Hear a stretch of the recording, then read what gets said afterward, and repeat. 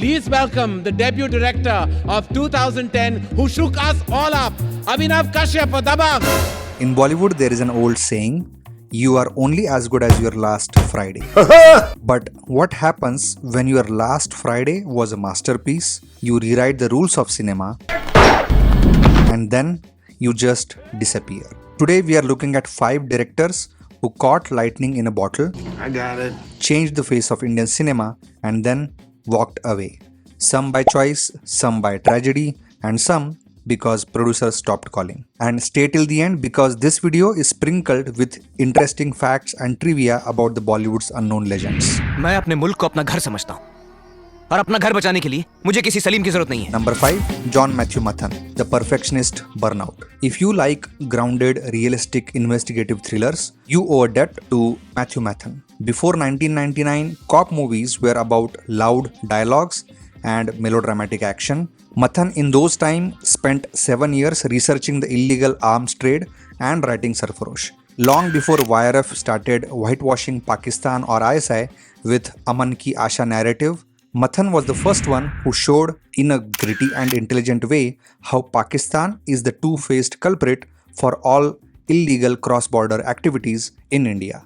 तुम्हारे मुल्क की खुफिया एजेंसी आईएसआई का कैप्टन जिसके तुम मेजर हो, हमने इसे रंगे हाथ हथियार लाते पकड़ा है. He also gave us one of the best written and unconventional ghazal singing Bollywood villain. But after Sarfarosh, Matthan made only one more film called Shikhar. It was critically acclaimed but flopped badly at box office. I have watched it as a teenager and as far as I remember, it was a good movie although very different from typical Bollywood tropes. So why did Matthan quit Bollywood? Well, he refused to make routine potboilers. He once said he simply stopped enjoying the process. In an industry of assembly line filmmaking, this was one of the earliest directors who took years to write good scripts and challenged the Bollywood norms. Reminds you of Aditya Dhar, doesn't he? नाम को पकड़ना मुश्किल ही नहीं, नामुमकिन. Next, Chandra Barot, the one film wonder.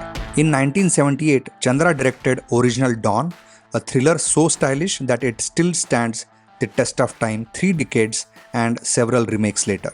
With a smart screenplay and flawless execution, the film pioneered the idea of sophisticated criminal.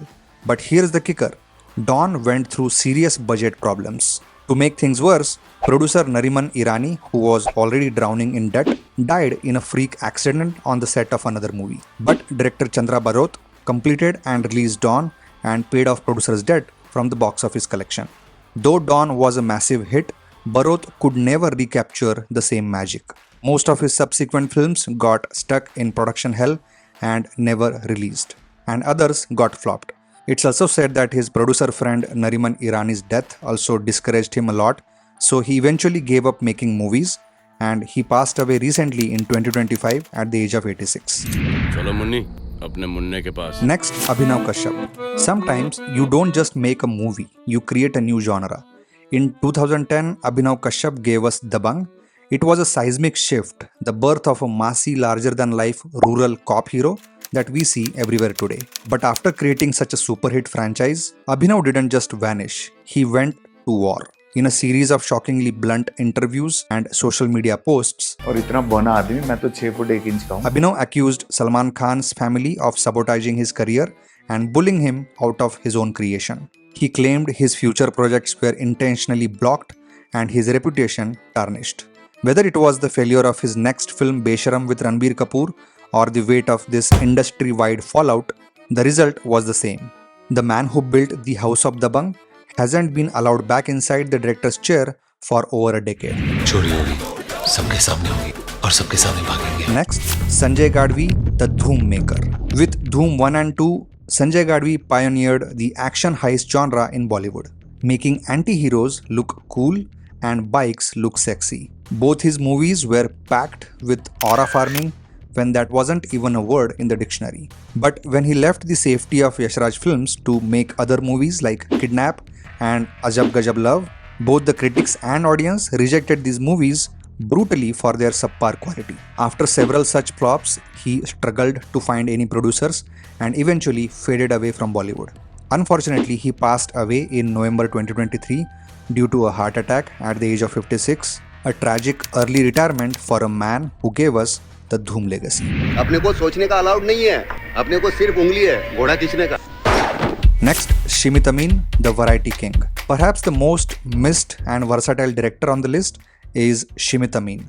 Between 2004 and 2009, he delivered 3 distinct movies with cult classic status. Ab Tak Chappan, a crime thriller, Chak De India, a sports drama, and Rocket Singh, a corporate satire drama. Amin's style was invisible. No forced love stories, no item songs, just pure character-driven storytelling.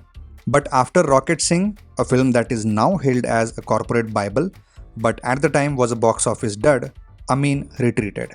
Well, he didn't leave the industry entirely, but shifted more towards directing advertisements for brands. Apparently, he's also spent some time as a ghost editor and consultant for international projects. He is a living proof that sometimes the best storytellers prefer to stay in the shadows. Alright, so these are the directors who proved you don't need 50 films to be a legend. Sometimes you just need a handful, or really just one.